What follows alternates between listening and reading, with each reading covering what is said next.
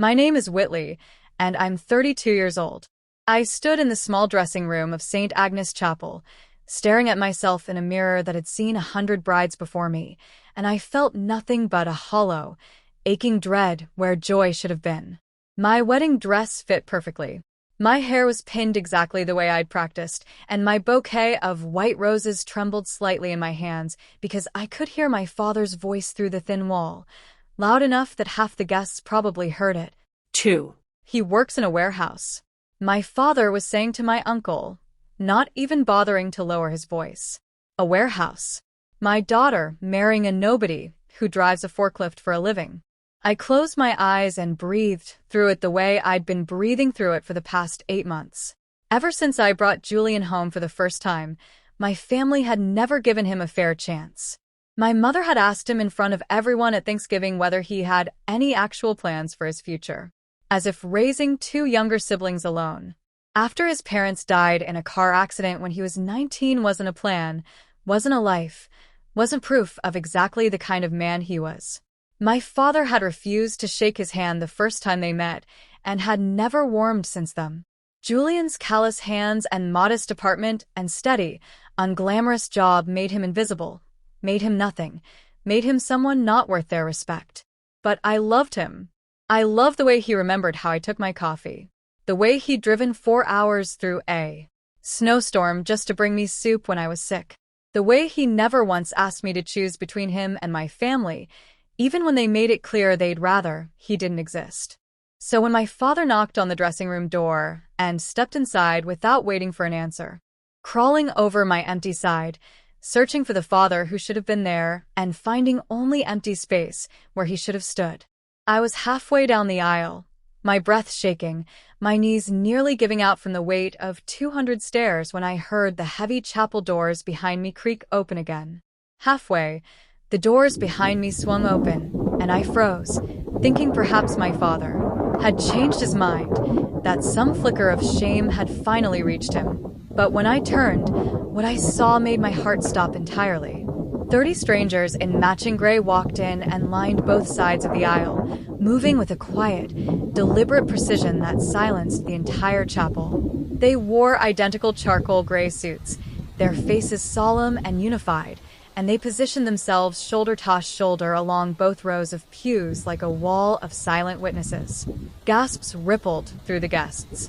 My mother half rose from her seat. My father's smug expression cracked into confusion.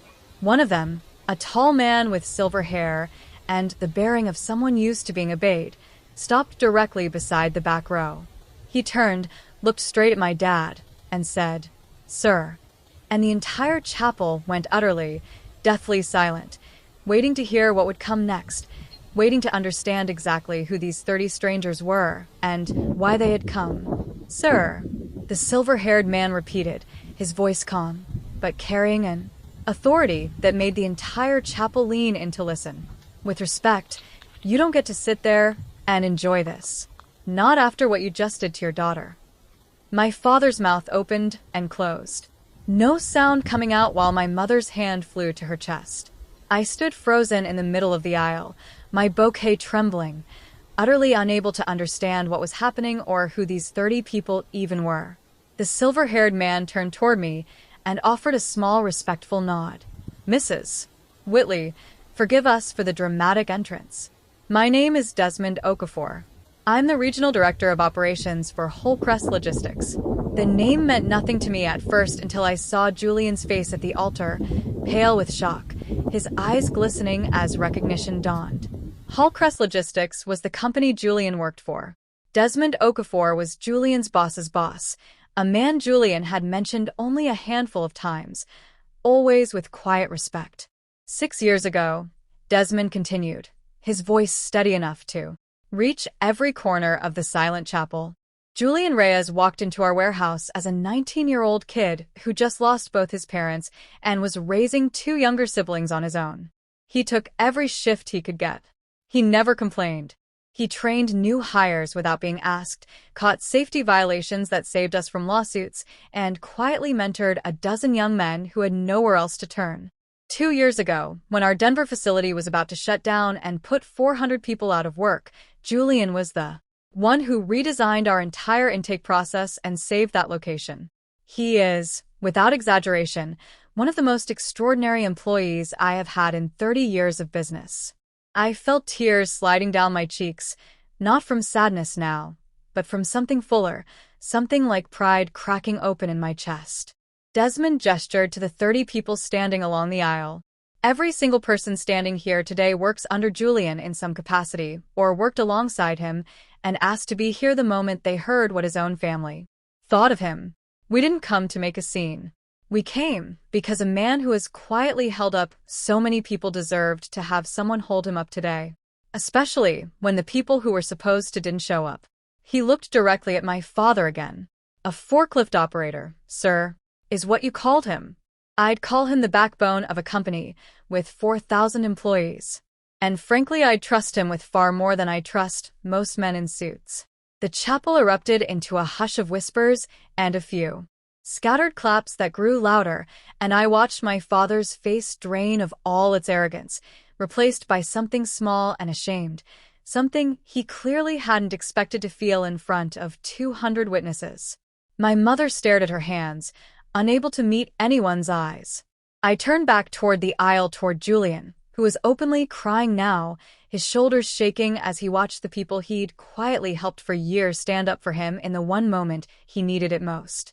Desmond stepped back, respectfully, and gestured toward me. Please continue. We just wanted him to know he wasn't walking into this family alone. I gripped my bouquet and walked the rest of the aisle between two rows of strangers who felt in that moment more like family than the people I'd grown up with. When I reached Julian, he took my hands and whispered that he loved me, his voice breaking, and I whispered back that I had never been prouder to become his wife. The ceremony continued, but it was different now. Charged with something electric, something the whole room had witnessed and would never forget. When the officiant asked if anyone objected to the marriage, the silence was so complete you could hear the candles flickering, and I glanced at my father, who kept his eyes down and said nothing at all.